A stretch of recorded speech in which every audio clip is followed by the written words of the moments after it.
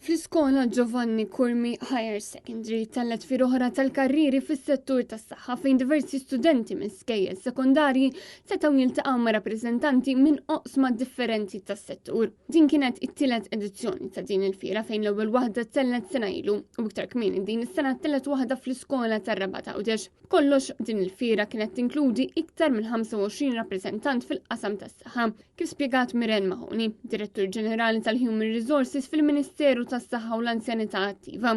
Din hija fiera relatata mal-karriri diversi li jeżistu fis-settur tas-saħħa u l-anzjanità attiva. Hija opportunità biex l-istudenti jsiru jafu iżjed fuq il-professjonijiet kollha li jeżistu. Kull stand hemm professjoni differenti rappreżentata mill-professjonisti innifisom, ra dak li jkun jista' jagħmel il-mistoqsijiet diretti lilhom sabiex ikollu iktar informazzjoni.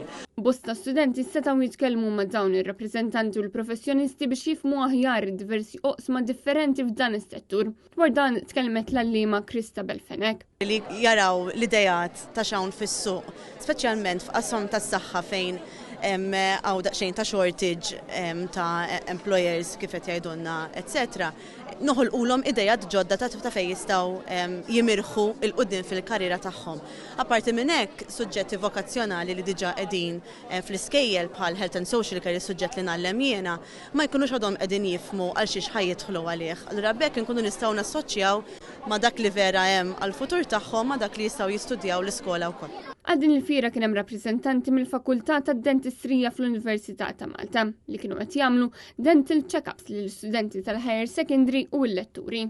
Dan flimkien ma' rappreżentanti mill-Medical Laboratory Science li jesebixxew il-mikroskopju u kampjuni tad-dem kif ukoll organi oħra li fuqhom jistudjaw l-istudenti. Aħna bħala Medical Laboratory Scientists naħdmu fil-laboratorju, qed nirrappreżentaw il-Pathology Department illum hawnhekk fejn għandna sezzjonijiet differenti tal-Dipartiment tal-Patoloġija.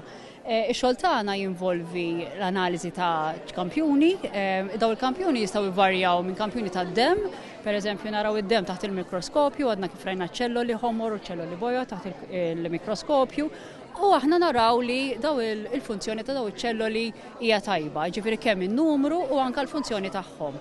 Naraw ukoll organi u materjal li ġej minn ġol ġisem bħal organi, tissue u dawn niċċekkjawhom ukoll taħt il-mikroskopju biex imbagħad finalment it-tabib ikun jista' jkollu riżultat biex jara il-pazjent x'kundizzjonijiet jista' jkollu l-pazjent. Preżenti kien hemm ukoll rappreżentanti mid-Dipartiment tal-Emerġenza, biżjara u anke rappreżentanti u studenti mis-Psychiatric Nursing. Għal-bidu konċettika ħafna bejn li ma' kors ħanażel, illum il-ġurnata wara 3 snin tal-istudju tiegħi ma jiddispjaċini xejn li għażilda l-kors huwa kors li tini soddisfazzjon kbir li nara lil kull individwu li juża das-servizz imur għall-aħjar billi nisimawh u nappoġġjawh f'dak kollu li jkun jixtieq matul il-kura tiegħu. Marija Borġ, Net News.